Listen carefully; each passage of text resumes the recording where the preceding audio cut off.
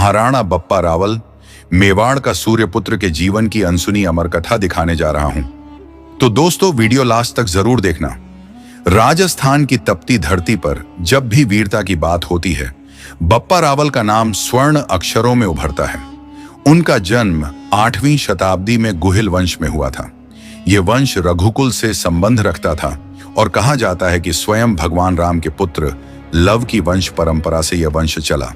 कहते हैं, जब बप्पा रावल का जन्म हुआ तब एक ज्योतिषी ने भविष्यवाणी की थी, ये बालक केवल एक राजा नहीं बनेगा, बल्कि एक ऐसा सम्राट बनेगा जो संपूर्ण राजपूतों का नेतृत्व करेगा और अरब आक्रमणकारियों की कमर तोड़ देगा। उनका असली नाम कालभोज था, लेकिन बप्पा पिता तुल्य बनने के बाद उन्हें बप्पा रावल कहा जाने लगा। बाल्यावस्था में ही बप्पा के पिता महाराज नागदत्त रावल एक युद्ध में वीरगति को प्राप्त हो गए। उनकी माता ने उन्हें गोपनीय रूप से साधुओं के संरक्षण में रखा। बप्पा का लालन पालन घुमंतु साधु सन्यासियों के बीच हुआ। उन्होंने वैराग्य, धर्म, वेद, शस्त्र और राजनीति की शिक्षा उन्हीं से ली। कई वर्षों तक उन्होंने कश्मीर और हिमालय की यात्रा की। वहां उन्हें सिद्ध योगियों और तांत्रिकों से विशेष शक्तियां प्राप्त हुईं। एक किंवदंती के अनुसार उन्होंने नाग साधुओं के एक गुप्त अखाड़े में दीक्षा ली थी और वहीं उन्हें दिव्य तलवार नागनी मिली, जो केवल धर्म रक्षक को प्राप्त होती थी। युवावस्था में बप्पा ने कई राज्यों की यात्रा की और उनका यश धीरे धीरे फैलने लगा। एक दिन वह भील प्रदेश की राजकुमारी नागमती से मिले। नागमती एक साहसी और विदुषी कन्या थी। दोनों में प्रेम हुआ, पर नागमती के पिता ने एक शर्त रखी, जो मेरी पुत्री का हाथ चाहता है उसे मेरी सेना को हराना होगा। बप्पा ने अकेले अपने घोड़े चंद्रवेग और तलवार नागनी के साथ पूरा रणक्षेत्र जीत लिया। नागमती ने उन्हें पति रूप में स्वीकारा, पर बप्पा ने शपथ ली, जब तक मेवाड़ को स्वतंत्र और एकजुट नहीं करूंगा तब तक मैं विवाह नहीं करूंगा। इस समय चित्तौड़, मौजूदा राजस्थान, पर मौर्य वंश की पकड़ ढीली पड़ चुकी थी और अरब आक्रमणकारी सिंध से आगे बढ़ते हुए राजस्थान में कदम जमाने लगे थे। बप्पा ने रणनीति बनाई। पहले भीलों, मीणाओं और स्थानीय सरदारों को एकजुट किया। फिर चित्तौड़ के वर्तमान राजा मानमोरी को चुनौती दी। लेकिन युद्ध से पहले बप्पा ने उन्हें एक प्रस्ताव दिया, या तो आप मेवाड़ को मेरी देखरेख में दे दीजिए या युद्ध कीजिए। मानमोरी ने युद्ध चुना। बप्पा ने न केवल उन्हें पराजित किया, बल्कि पूरे चित्तौड़ को एक संगठनात्मक और सैन्य शक्ति में बदल दिया। वर्ष 738 ईस्वी अरब आक्रांताओं ने सिंध पर विजय पाने के बाद राजस्थान की ओर बढ़ना शुरू कर दिया था। उनके सेनापति थे जुनायद अल मकरी और तमीम इब्न जराह। इनका लक्ष्य था भारत के अंदरूनी भागों तक इस्लामी सल्तनत का विस्तार। राजस्थान की सीमाओं पर अरब टुकड़ियां लूटपाट करने लगी। मंदिरों को अपवित्र किया गया और जनमानस में भय व्याप्त हो गया। इस समय बप्पा रावल केवल एक सेनापति नहीं, पूरे राजपूत समाज की आशा बनकर उभरे।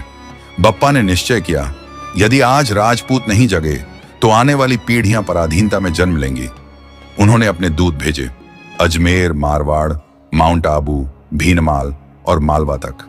चौहान, परमार, राठौड़, सोलंकी सभी को एक संदेश मिला, धर्म और स्वराज्य की रक्षा हेतु एकजुट हों, नहीं तो अगली पीढ़ी हमें माफ नहीं करेगी।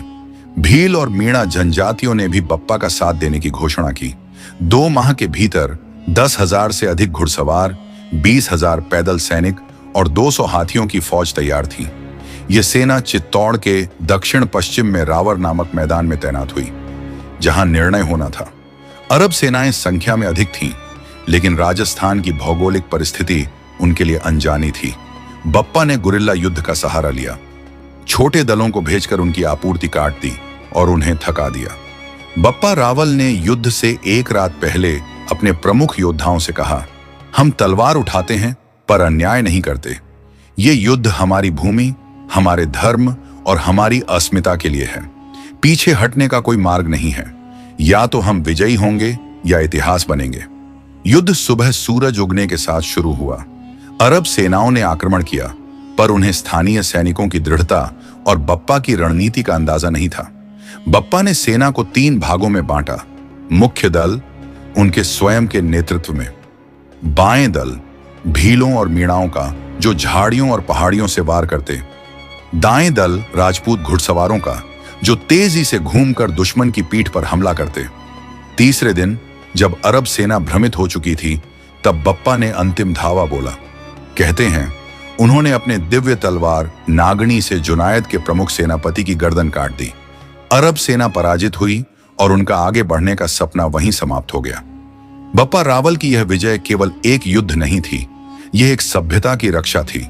इस युद्ध के बाद अरब सेना वापस सिंध तक सिमट गई। राजस्थान में शांति स्थापित हुई। बप्पा रावल को महासेनापति और संरक्षक सम्राट घोषित किया गया। विजय के बाद बप्पा ने सिंहासन त्याग कर वैराग्य धारण किया। उन्होंने मेवाड़ की सत्ता अपने योग्य उत्तराधिकारी को सौंप दी और पुनः सिद्धों और साधुओं के मार्ग पर चल पड़े। कहा जाता है कि उन्होंने कैलाश मानसरोवर की यात्रा की और वहीं ध्यानस्थ हो गए।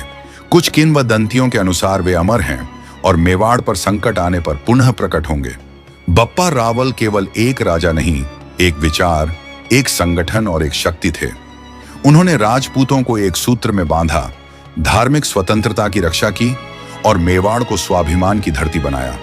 उनकी तलवार नागनी आज भी उनके वंशजों के पास एक पवित्र धरोहर के रूप में सुरक्षित मानी जाती है। राजस्थान की वीरता, गौरव और शौर्य के प्रतीक बप्पा रावल की कहानी इतिहास के पन्नों में उतनी मुखर नहीं रही जितनी होनी चाहिए। परंतु जब भी कोई स्वाभिमान, शौर्य और धर्म की रक्षा की बात करेगा, बप्पा रावल का नाम सूर्य की भांति चमकेगा। तो दोस्तों, ये बप्पा रावल की अमर कथा थोड़ी बहुत भी पसंद आई है तो वीडियो को लाइक करके चैनल को सब्सक्राइब जरूर से करें, ताकि आपके लिए ऐसी ही मजेदार कहानियां लाते रहें। धन्यवाद।